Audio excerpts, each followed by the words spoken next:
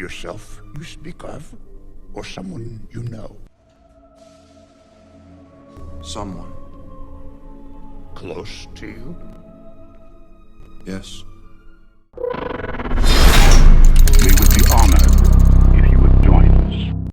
In Revenge of the Sith, I always found it very odd for the Council to never have suspected that Anakin was married.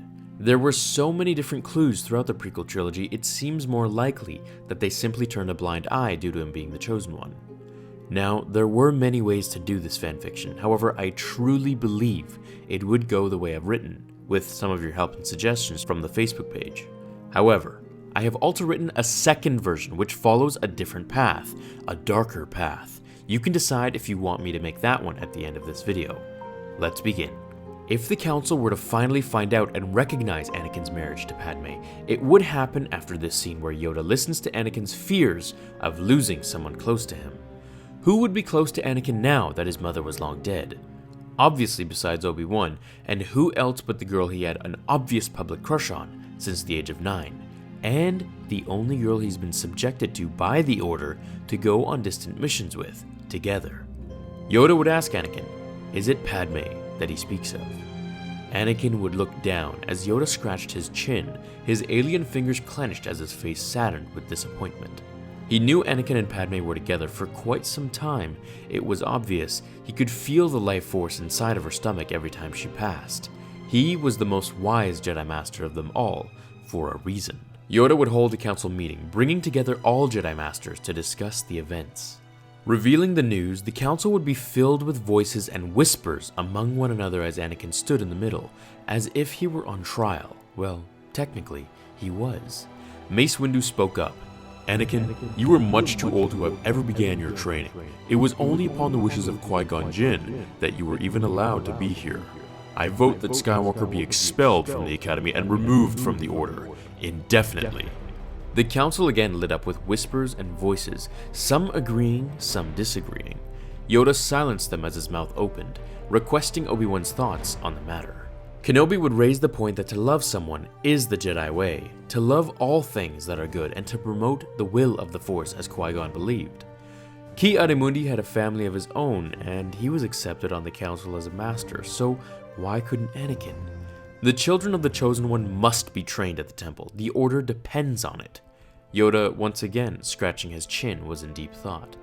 Kit Fisto spoke up as well, telling the council how he believed it was a beautiful thing that Anakin had found a reason beyond the way of the Jedi to live, and that he would bring a strong Force-attuned child into existence. Anakin bowed to Master Fisto for his kind words.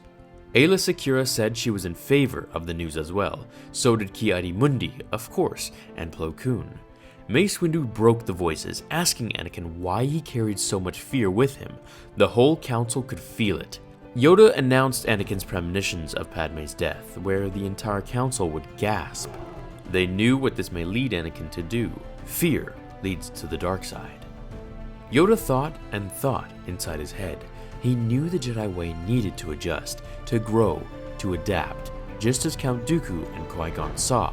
If they banished Anakin, he would resent them, and his fear of Padme dying may make him turn to the dark side. Using his hatred, he may return to hurt those at the temple.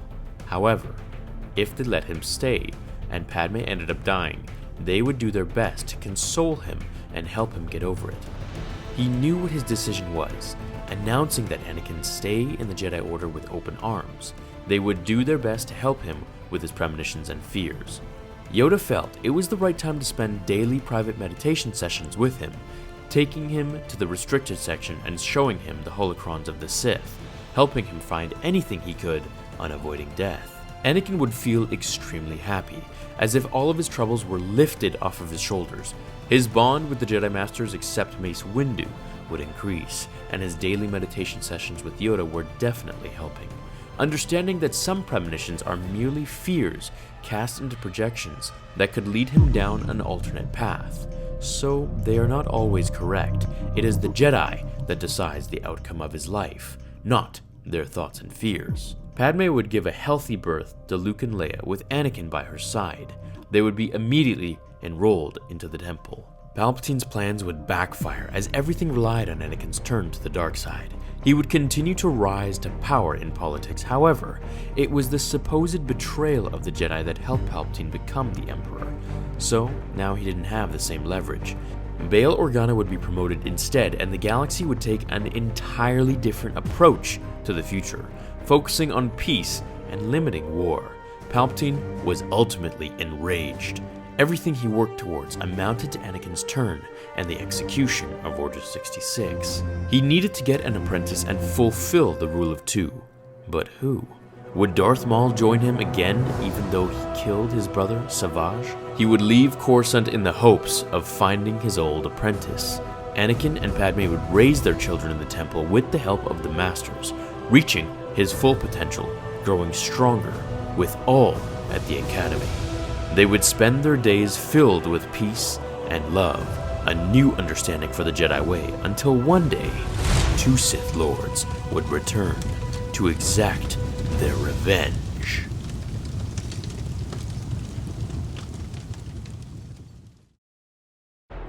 What did you think of this turnout? I originally had Anakin leave just like how Ahsoka did, but there wasn't much depth to that story.